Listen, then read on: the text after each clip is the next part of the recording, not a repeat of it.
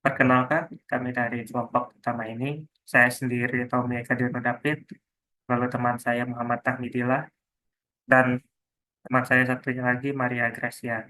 Di sini kami akan menjelaskan tentang codingan dan program yang telah kami buat, yaitu tentang sistem diagnosis penyakit kelamin.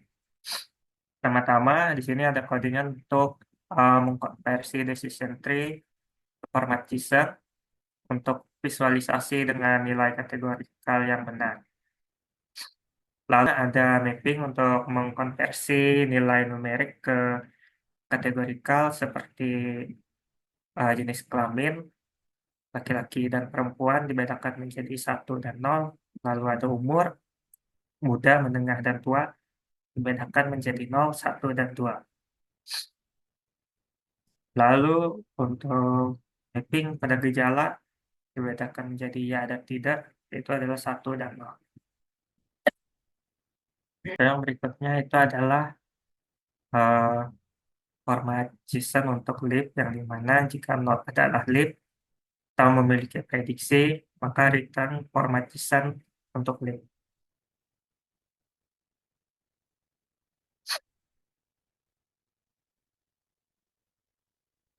Lalu selanjutnya itu adalah definisi variabel yang kami gunakan dalam diagnosis, seperti umur, jenis kelamin, demam, nyeri saat kencing, pada alat kelamin, benjolan pada alat kelamin, gatal pada alat kelamin, ruam kulit, nyeri otot, sakit kepala, penurunan berat badan, dan kelelahan.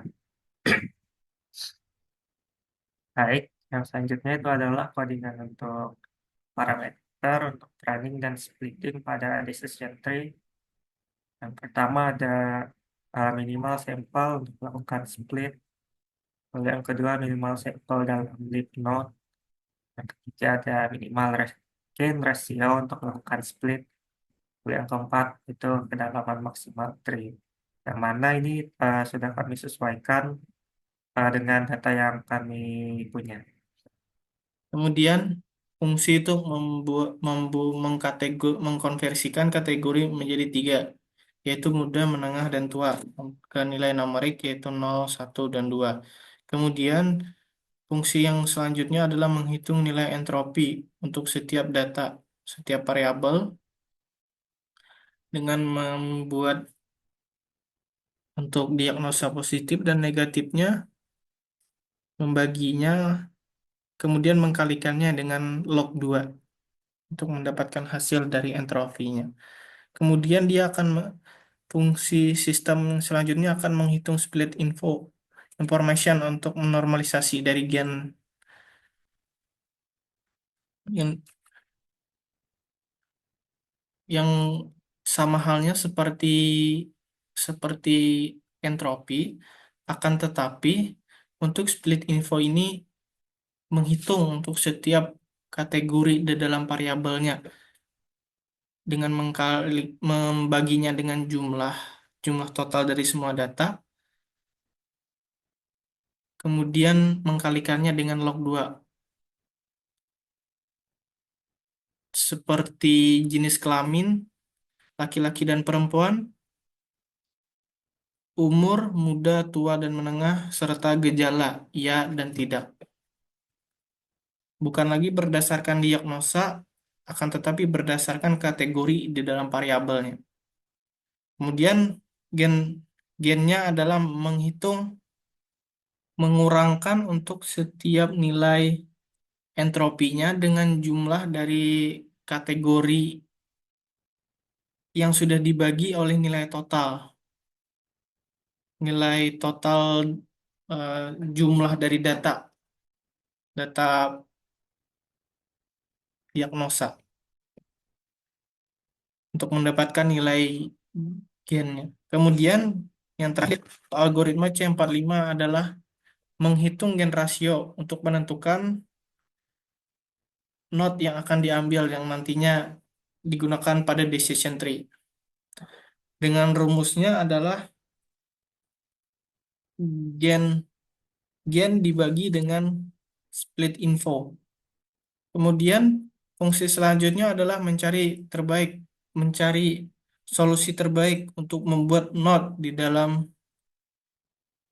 dalam decision tree dengan mencari maksimal dari gen rasio. Kemudian fungsi tiebreaker, tie breaking key adalah menentukan secara acak untuk node selanjutnya apabila pada suatu kondisi node tersebut bernilai sama pada gen rasionya. Kemudian selanjutnya fungsi untuk membangun sebuah decision tree. Ya, dia mencari gen rasio terbaik dari maksimal gen rasio yang tadi.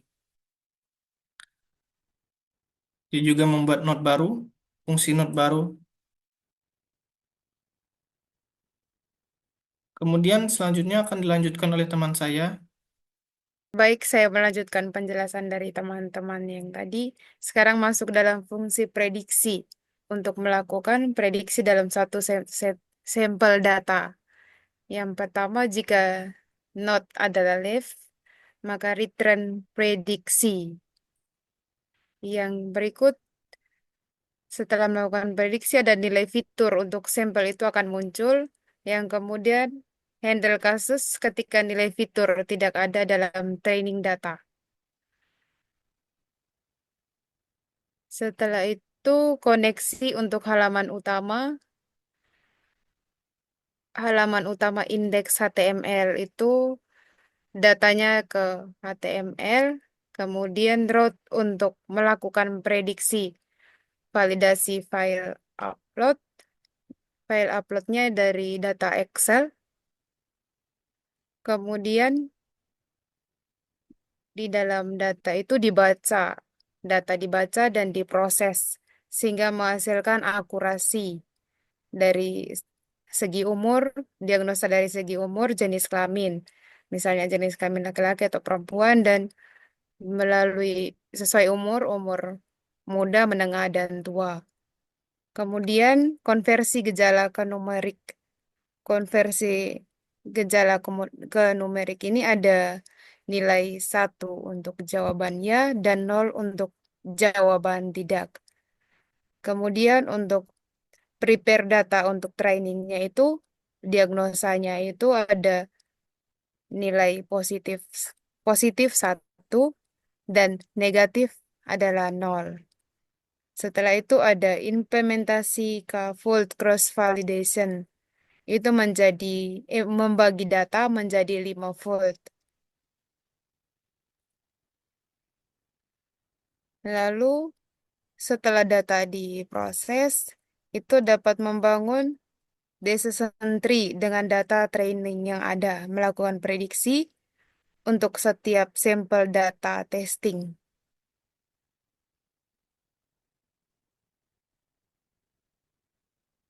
Dan dari program yang sudah dijelaskan tadi oleh teman-teman dan juga saya, ini adalah tampilan website untuk sistem diagnosa penyakit kelamin.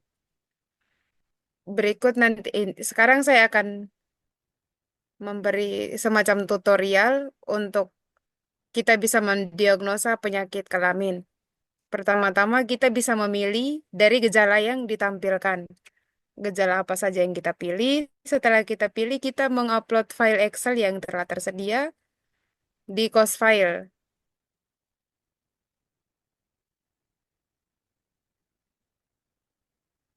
Setelah kita memilih datanya sudah diupload dan kita klik tombol analisis.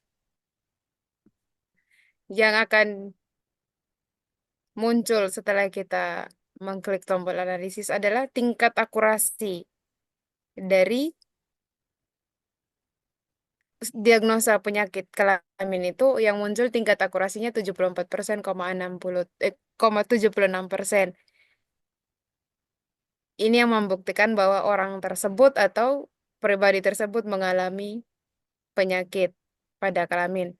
Dan ini adalah hasil decision tree dari semua perhitungan yang sudah dijelaskannya sebelumnya melalui perhitungan manual Excel maupun melalui program. Selanjutnya penjelasan untuk decision tree. Pertama, yaitu luka pada alat kelamin. Dengan gen rasio 0,288 yang sesuai dengan perhitungan awal dari Excel dengan nilai sampel 17 negatif dan 14 positif. Kemudian sebagai penjelasan untuk decision tree, semakin ke atas maka diagnosa tersebut semakin prioritas. Jadi untuk tidaknya sesuai dengan perhitungan Excel dengan nilai gen rasio 0,341 dengan sampel 17, 3 negatif dan 14 positif. Seterusnya sampai menemukan nilai diagnosa terakhir dengan sisa sampel apabila sakit kepala jika tidak maka diagnosanya akan 100% negatif. Apabila sakit kepala iya maka diagnosanya 50% negatif. Berarti 50% positif, 50% negatif. Kemudian sama halnya seperti untuk kondisi iya apabila nyeri otot dengan gen rasio 0,667 sampel 14 dengan sampel 13 negatif dan 3 positif. Sampai terakhir dengan N-leaf-nya gatal pada alat kelamin dengan gen rasio 0,156 dengan sampel 12, 11 negatif dan 1 positif. Dengan diagnosa akhir apabila gatal pada alat kelamin ya maka positif sampelnya 75%, diagnosanya terkena penyakit sifilis. Kemudian untuk tidak dia ada 8 sampel sisa dengan diagnosa 100% positif. Untuk prediksi dari diagnosa ini mungkin nggak akurat karena data yang digunakan hanya sedikit, hanya 31 data, tidak memenuhi bukan standar dari sebuah data mining untuk hanya 31 data. Cuman untuk pada kali ini hanya mengimplementasikan untuk perhitungan algoritma C45-nya saja. Kemudian selanjutnya akan ditutup oleh teman saya.